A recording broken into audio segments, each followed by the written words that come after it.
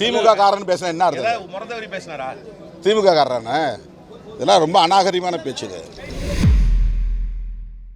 ஒரு செய்தியை பார்க்கும்போது குபீர்னு உங்களுக்கு ஒரு சிரிப்பு வந்துச்சுன்னா அதுக்கு நான் காரணம் கிடையாது.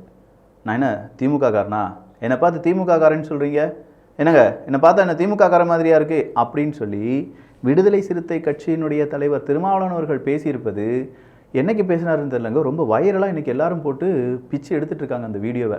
என்ன சார், ஆட்சியிலும் அதிகாரத்திலையும் பங்கு கேட்ட நீங்கள் அதை ஏன் திமுக காரன்னு சொன்னால் இப்படி வந்து கோவப்படுறீங்க அப்படிங்கிறதும், அடுத்ததா துணை முதலமைச்சராக நம்ம உதயநிதி ஸ்டாலின் அவர்கள் வருவாங்க, ஆனால் கண்டிப்பாக நல்ல நேரத்தில் தான் அவருக்கு பதவி பிரமாணம் செய்து வைக்கப்படும் அப்படின்னு சொல்லி தமிழிசை சவுந்தரராஜன் அவர்கள் சொன்னதும், அது மட்டும் இல்லாமல் யாரோ ஒரு நபர் உத்தரவு போட்டால் இராணுவம் செயல்படும் அப்படிங்கிற மாதிரியான சில விஷயங்கள் சொல்லப்படுவதும் இங்கே அரசியல் வட்டாரங்களில் பேசப்பட வேண்டிய சில உண்மைகள். அது மட்டும் இல்லை, பேசாமல் தவிர்க்கக்கூடிய சில உண்மைகளும் இருக்குது. அந்த உண்மையும் இங்கே போட்டு உடைக்கப்படும். இது தமிழ் பக்ஷம் வழங்கும் ஆழமான அரசியல் சதுரங்கம்.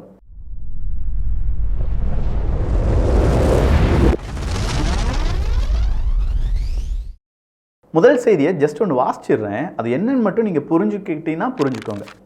முதலமைச்சர் மு க ஸ்டாலின் அவர்களின் உத்தரவின் பெயரில் இராணுவத்தின் உதவி மூலம் உத்தராகண்ட் நிலச்சரிவில் சிக்கிய 30 பேரும் சொந்த ஊருக்கு திரும்பிய நிலையில் தமிழ்நாடு அரசிற்கு நன்றி தெரிவித்தனர். பரவாயில்லை, தமிழ்நாடு அரசாங்கம் அவங்களுக்கு தேவையான உத்தராகண்டில் திடீர்னு ஒரு நிலச்சரிவு அப்படிங்கிறது ஏற்படுது. அதனுடைய வீடியோலாம் நீங்கள் பார்த்துருப்பீங்க. அப்போ அந்த நிலச்சரிவு ஏற்பட்ட உடனே அங்கே சிக்கி தவித்த நிறைய தமிழர்கள் இருந்தாங்க. அவங்களை மீட்பதற்காக நம்முடைய இராணுவம் அங்கே செயல்பட்டது. ஆனால் அந்த இராணுவம் தமிழ்நாட்டினுடைய இராணுவம் கிடையாது, இந்திய நாட்டினுடைய இராணுவம். அவங்க யாருடைய உத்தரவின் பெயரிலும் போக மாட்டாங்க. யாராவது ரிக்வஸ்ட் வச்சா மட்டும், ஒரு ஸ்டேட் கவர்மெண்ட் ரிக்வஸ்ட் வைக்கணும், இல்லாட்டி சென்ட்ரல் கவர்மெண்ட் அவங்க ஆர்டர் போடுவாங்க. சென்ட்ரல் கவர்மெண்ட்டுக்கு தான் இராணுவத்துக்கு உத்தரவு போடுறதுக்கான அனுமதி அப்படிங்கிறது இருக்குது. இதுதான் நம்முடைய இந்திய அரசியல் சாசனம். இந்த இந்திய அரசியல் சாசனத்தில் நீங்கள் ஏதாவது மாற்றத்தை வருத்த வேண்டும் அப்படின்னு நினச்சிங்கன்னா, குறிப்பாக இப்போ தமிழ்நாடு எங்களுக்கு ஒரு இராணுவம் தனியாக வைத்துக்கொள்ள வேண்டும் அப்படின்னா நாம் என்ன செய்யணும்? நமக்கு தேவையான இராணுவத்தை வைத்து நம்ம தனி நாடாக போனால் தான் அப்படிலாம் இராணுவத்தை வைக்க முடியும். இங்கே போட்டிருக்கக்கூடிய அந்த செய்தியை நல்லா மறுபடியும் வாசிக்கிறேன், கேட்டுக்கோங்க. முதலமைச்சர் மு க ஸ்டாலின் அவர்களின் உத்தரவின் பெயரில் இராணுவத்தின் உதவி மூலம், இங்கே ஒன்று உத்தரவாக இருந்திருக்கக்கூடாது, அங்கே ஹெல்ப் இல்லாட்டி கோரிக்கை அப்படிங்கிற ஒரு வார்த்தையை சேர்த்துருக்கணும். இராணுவத்தின் உதவி அப்படின்னு சொல்கிறதுக்கு பதிலாக இங்கே இருந்த காவல்துறை உதவி அப்படின்னு சொல்லலாம். பட் இங்கே இருக்கக்கூடிய காவல்துறை நேராக உத்தராகண்டுக்கு போகிறதுக்கான அனுமதி இருக்கா, அங்கே போய் அவங்களுடைய வேலை செய்வதற்கான அனுமதி இருக்கா அப்படின்னு கேட்டால் அங்கேயும் நிறைய சட்ட சிக்கல்கள் இருக்கின்றன. ஸோ மக்களை நம்ப வைங்க. அங்கே தமிழ்நாடு அரசாங்கம் அவங்க எடுத்த நிறைய நல்ல திட்டங்கள் இருக்குது. முதலமைச்சர் மு க ஸ்டாலின் அவர்களுடைய பேசினார், அதெல்லாம் ஓகே, அதிலெல்லாம் எந்த மாற்று கருத்தும் கிடையாது. ஆனால் மிஸ்இன்ஃபர்மேஷனை பகிராதீர்கள். இந்த உத்தரவு இராணுவம் அதற்கு கீழ்ப்படிந்தது, விட்டால் நாங்கள் பாகிஸ்தானை அடக்கி ஆண்டு விடுவோம், சிரியாவுக்கு எங்களுடைய தலைவர் விமானத்தை அனுப்பினார் தெரியுமா, நேராக பாலஸ்தீனத்தினுடைய போரை நிப்பாட்டக்கூடிய திறமை இங்கே இருக்கக்கூடிய தலைவர்களுக்கு இருக்குது அப்படின்னு சொல்கிறத தமிழ்நாடு கிடையாது, அது இந்தியான்னு சொல்லணும். இந்தியா நினைத்தால் இதெல்லாம் நடக்கும். பட் தமிழ்நாடு நினைத்தால் தமிழகத்தில் என்ன நடக்குமோ அந்த விஷயங்கள் நடக்கும். தமிழகத்தை மீறி இந்தியாவுக்குள்ள ஏதாவது நடக்கணும் அப்படின்னா அதுக்கான ரிக்வஸ்ட், அப்படி இல்லைனா இந்த ஒன்றிய அமைச்சகம் அப்படின்னு சொல்கிறீங்கல்ல, அதாவது அங்கே யூனியன் கவர்மெண்ட்டினுடைய சென்ட்ரல் கவர்மெண்ட் அப்படின்னு நம்ம சொல்லுவோம்ல, மத்திய அமைச்சர், அந்த மத்திய அமைச்சர்கள் சில நபர்கள் நினைத்தால் இல்லாட்டி அவங்களுடைய உத்தரவின் பெயர் இதெல்லாம் நடக்கிறதுக்கான வாய்ப்புகள் அப்படிங்கிறது இருக்குது. ஸோ போதுமான வரையிலும் இந்த மாதிரியான மிஸ்இன்ஃபர்மேஷனை பகிர்வதை தடுக்கலாம், தவிர்க்கலாம். அடுத்ததாக வந்திருக்கக்கூடிய செய்தி, என்னங்க திமுக காரன் நீங்கள் சொல்லிட்டீங்களே அப்படின்னு சொல்லி திருமாவளவன் அவர்கள் கொந்தளித்த அந்த வீடியோ தான். அந்த வீடியோவில் நீங்கள் ஆட்சி அதிகாரம் அப்படிங்கிறத பற்றி பேசினதா, இது பழைய வீடியோவான்னு தெரியலை.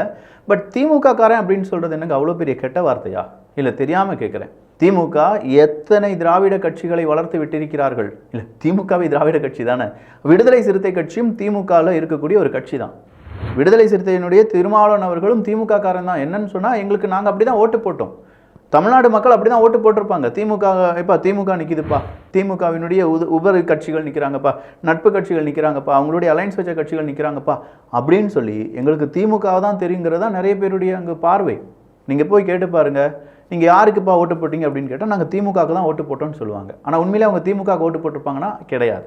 திமுக கூட அலைன்ஸ் வச்சிருக்கக்கூடிய நிறைய கட்சி இருந்திருக்கும், அவங்களுடைய வேட்பாளர்கள் நிறுத்தப்பட்டிருப்பாங்க, ஆனால் திமுகவுக்கு தான் ஓட்டு போட்டிருப்பாங்க. அப்போ திமுக காரங்க தான் சொல்ல முடியும். திமுகங்கிறது ஒரு பெரிய கெட்ட வார்த்தையும் கிடையாது.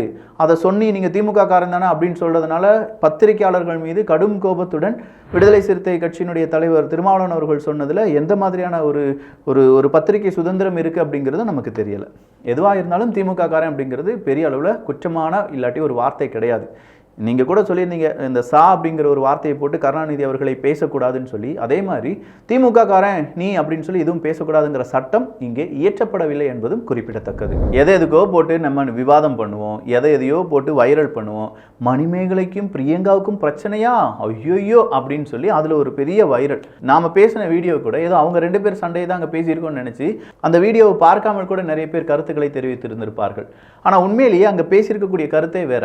அப்போது தேவையில்லாத நிறைய விஷயங்கள் வைரல் ஆகும்போது அதுக்கு முன்னாடி ஒரு விஷயத்த சொல்லிடுறேன். 21ஆம் தேதி காலையில் 6 மணிலேருந்து 9 மணி வரை மெரினா பீச், அந்த பீச் கரையோரமாக இருக்கக்கூடிய கடற்கரை இருக்குல்ல, அந்த கடற்கரையை சுத்தம் செய்வதற்கான பணியை நிறைய நபர்கள் சேர்ந்து செய்கிறாங்க. அதில் ஸ்வாட் அப்படிங்கிற அமைப்பு ரொம்ப ஈடுபாடுடன் செய்து வருகிறது. போன வருஷம் 2.5 டன் குப்பைகள் அப்படிங்கிறது அகற்றப்பட்டது. இந்த வருஷமும் அதே மாதிரி அந்த மெரினா சைடில் இருக்கக்கூடிய குப்பைகளை அகற்றுவதற்கான பணிகளை மேற்கொள்ள போகிறார்கள். ஸோ நாமும் அதில் ஒரு பங்கெடுப்பாக மாறுகிறோம். தமிழ் பட்சத்தை சார்ந்தவங்க யாராவது காலையில் 6 மணிலேருந்து 9 மணி வரை மெரினா பீச்சை சுத்தம் செய்ய போகிறோம், அங்கே இருக்கக்கூடிய பிளாஸ்டிக்ஸ்லாம் எடுக்கிறதுக்கு நாங்களும் வாரோம்ப்பா அப்படின்னு நினைக்கிறவங்க கீழே இருக்கக்கூடிய அந்த ஒரு கூகுள் ஃபார்மை ஃபில் பண்ணிக்கோங்க. உங்களை ரிசீவ் பண்ணுறதுக்கு தமிழ் பட்சத்துலேருந்து சில நபர்கள் அப்படிங்கிறவங்க தயாராக இருப்பாங்க. அது மட்டும் இல்லாமல் இப்போ நீங்கள் யாரெல்லாம் ரெஜிஸ்டர் பண்ணி அங்கே போய் நம்ம தமிழ் பட்சம் சார்பாக அங்கே இருக்கக்கூடிய வேலைகளை செய்தீர்களோ அவங்கள நேரடியாக நான் சந்தித்து சில விஷயங்கள் அடுத்ததாக வரக்கூடிய சில விஷயங்கள் உங்கள் மூலமாகவே செய்ய ஆசைப்படுகிறேன். ஸோ முடிஞ்சால் உங்களுக்கு டைம் இருக்குது, இல்லை நீங்கள் அதை போய் செய்யணும் அப்படின்னு நீங்கள் நினச்சிங்கன்னா 21ஆம் தேதி காலையில் 6 மணிலேருந்து 9 மணி வரை ஸ்வாட் அமைப்புடன் சேர்ந்து தமிழ் பட்சமும் இன்னும் பல அமைப்புகள் நிறைய ஆர்வலர்கள் எல்லாருமே இருக்காங்க. இது ஒரு நபருடைய வெற்றி அப்படிங்கிறதுலாம் கிடையாது. எல்லோரும் சேர்ந்து செய்யும்போது நம்ம பீச்சை நாம் கொஞ்சம் சுத்தமாக வச்சுக்கலாம். அதுக்கான லிங்க் கீழே இருக்குது. உங்களுடைய பெயர் போட்டு அதை மட்டும் ரெஜிஸ்டர் பண்ணி வச்சுக்கோங்க. என்ன இது தொட்டாலே புட்டு மாதிரி பட்டுன்னு விழுகுது, திறந்து 2 மாதம் தான் ஆகுது, அதுக்குள்ளேயேவா? அரசு பள்ளியின் நிலை கண்டு அதிர்ச்சியாகி சாலை மறியலில் ஈடுபட்ட மக்கள் உடனடியாக ஆய்வு நடத்தி உரிய நடவடிக்கை எடுப்பதாக உறுதியளித்த செய்யாறு எம்எல்ஏ. செய்யாறில் ஒரு அரசு பள்ளி, அந்த அரசு பள்ளியில் படிக்கக்கூடிய மாணவர்கள் என்ன பாவம் செஞ்சாங்கன்னு தெரியல, மேற்கூரை எல்லாமே பட்டுன்னு கீழே விழுகுதான். இவ்வளோ நாள் நம்ம இந்த மேற்கூரை அப்படின்னு சொல்லும்போது அது எங்கே விழுந்தால் பெரிய பேசு பொருளாக மாறும் அப்படின்னு கேட்டிங்கன்னா, சென்னை விமான நிலையத்தில் அப்படி கீழே விழுந்துச்சுன்னா இத்தனை முறை மேற்கூரை கீழே விழுந்து விபத்துக்குள்ளானது அப்படிங்கிறது தலைப்புச் செய்தியாக வரும். ஆனால் அதே நேரத்தில் நம்ம வீட்டு பிள்ளைகள், எளிய பிள்ளைகள், சாதாரண வீட்டினுடைய குழந்தைகள் படிக்கக்கூடிய அரசு அந்த ஒரு பள்ளிகளில் மேற்கூரை கீழே விழுந்து அங்கே மாணவனுக்கோ மாணவிக்கோ அடிபட்டால் அதை பற்றி நம்ம பேசக்கூடாது. ஏன்னா அது ஆளும் கட்சிக்கு எதிராக நம்ம பேசினதாக மாறிடும். வேறு எதுவுமே கிடையாதுங்க. என் குழந்தை அங்கே படிக்குது, மேற்கூரை கீழே விழுந்துருச்சுன்னா என் குழந்தையினுடைய உயிருக்கு அங்கே காயங்கள் ஏற்பட்டால் யார் பொறுப்பு? அதை கேட்கணுமா வேண்டாமா? இதெல்லாம் நம்ம விவாதிக்கணுமா வேண்டாமா? இதெல்லாம் விவாதிக்காமல் வேறு ஏதாவது விவாதித்து என்ன பிரயோஜனம்? இதை விட இன்னொரு விஷயம் நடந்துச்சு பார்க்கணும். சத்துணவு, அந்த சத்துணவுக்கான முட்டை இருக்குது பார்த்தீங்களா, இந்த முட்டை என்ன செஞ்சிட்டாங்க, ஹோட்டலுக்கு விற்கிறாங்க. ஸோ சத்துணவு முட்டை வாங்குவதற்காக அதில் ஒரு கமிஷன், ஹோட்டலுக்கு விற்பதன் மூலமாக அதில் ஒரு கமிஷன்.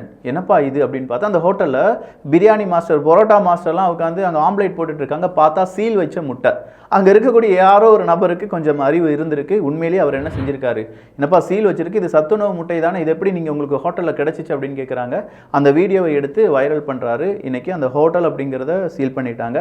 என்னப்பா நடவடிக்கைன்னு சொல்லிக்கிட்டு. ஸ்டெர்லைட்டு ஞாபகம் இருக்குல்ல, துப்பாக்கிச்சூடு, ஏடிஎம்கே ஆட்சியை இழந்தது, டிஎம்கே மிகப்பெரிய அளவில் புரட்சி செய்தது அப்படிலாம் நம்ம பேசிகிட்டு இருந்தோம்னா, சார் இந்த சிஸ்டம் அப்படியே தான் இருக்குது.